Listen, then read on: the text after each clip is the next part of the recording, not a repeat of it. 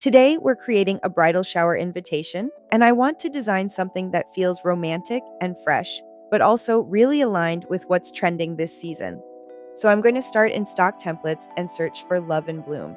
This theme is super popular right now and converts really well, which makes sense. Florals are everywhere this season. It's already a beautiful starting point, so we're just going to build on it and give it our own twist. I'm thinking I want to use florals too, but in a slightly different way, just to make it feel more custom.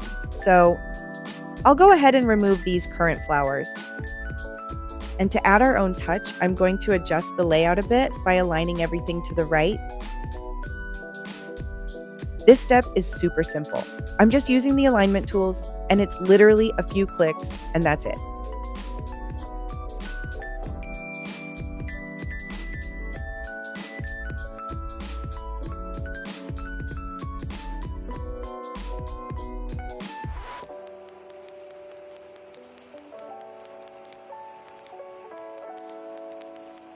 Okay, this is how it should be looking at this point. Same beautiful base, just styled a little differently. Now we can choose new illustrations. I'll search for flowers. And honestly, these all look so good. I'm looking for something that feels soft and seasonal, but still lets the text shine.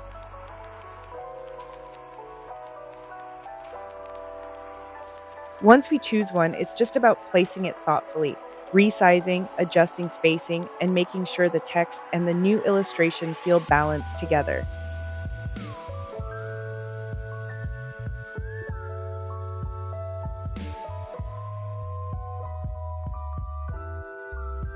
Finally, let's play with color. I'm going to use the eyedropper tool and select a shade directly from the flowers so everything feels cohesive and intentional.